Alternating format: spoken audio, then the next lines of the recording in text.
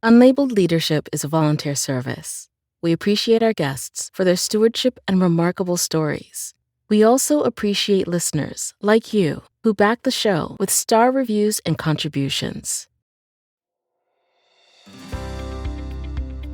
Gary DePaul with Unlabeled Leadership. Welcome to episode 142, Keith E. Smith Cultivates Infectious Energy. Here's a shout out to listeners in Jacksonville, Florida, Midland, Georgia, Lake Zurich, Illinois, Walton, Kentucky, Baton Rouge, Louisiana, and Elk Ridge, Maryland. With that, let's get started. You may have heard Keith on episode 141, Keith E. Smith on Flipping Your Path. What you're about to hear is an excerpt from between the different parts. In this excerpt, I begin the conversation by talking about Prime to Perform. Keith then shares his insights into cultivating infectious energy. Here I am to start it off.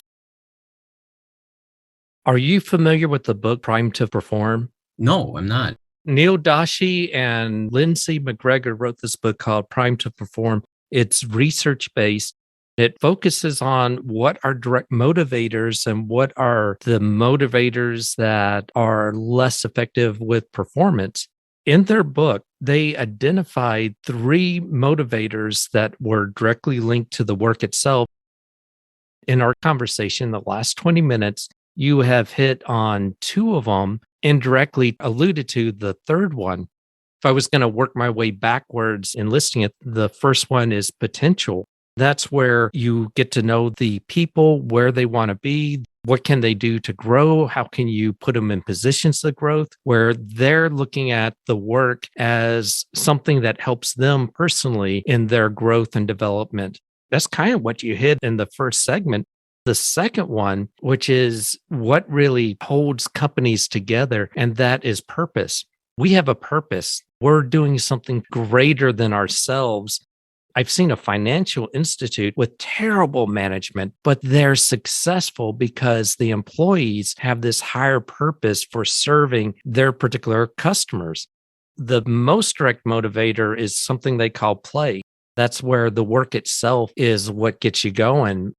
If you've seen someone playing a video game, they could play for 10 hours straight because they're so into the game. You can see that with programmers. They really get into trying to solve this problem. The work itself is what motivates. Solving problems at the executive level, that's the best and most direct connection with high performance. Play, purpose, potential. Yeah. I think you've hit on all 3 to some extent. Yeah, that play, I love it. Thanks for sharing. I'll definitely look that up. The play I subscribe to, it's a little bit deeper in and philosophical, but I start with my priorities, and myself, filling my own cup.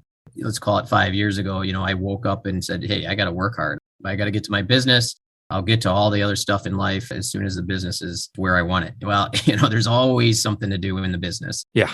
I rarely got to these other things.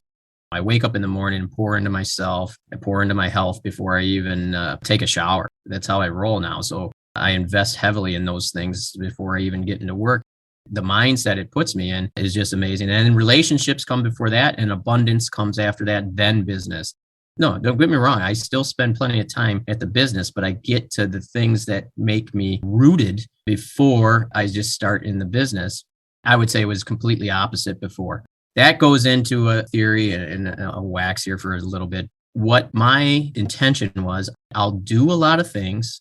I'll have what I want to have, and my family will have what they want to have. And then I'll finally be the person I want to be. Again, the switch is, what are you waiting for to be the person you want to be? Just start being it. I've switched that around to be, do, have. And then I'll get to this place standpoint. And how do you be the person you want to be is peace, power, and flow.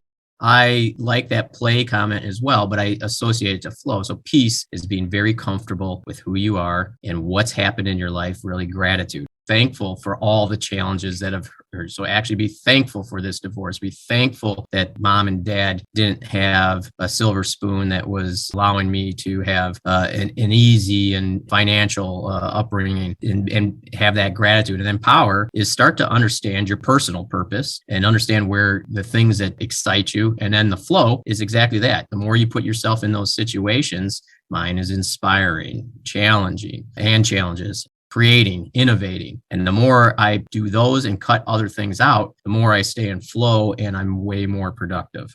When I heard play and I hear flow, I love it because that's the end of really a philosophical way of how I view my life and that I'm trying to pour into others. And that's the concept, is that my cup is overflowing and is pouring into others, versus I would say before is that it was being drained. I'd wake up with energy in the morning and people took from that all day long, and I came home exhausted. Now my focus is cultivating infectious energy. That's the term I use. It's a term you'll see on my website and some of my blogs. When you said your cup is overflowing, but flowing into other cups, that is a powerful metaphor because you can visualize that.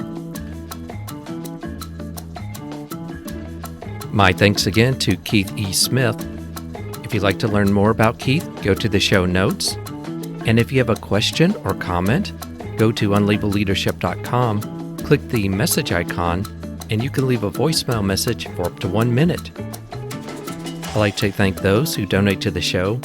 Your contributions makes a difference because this is an all-volunteer service. I'd like to thank you for listening. This is Gary DePaul. Until next time, lead on.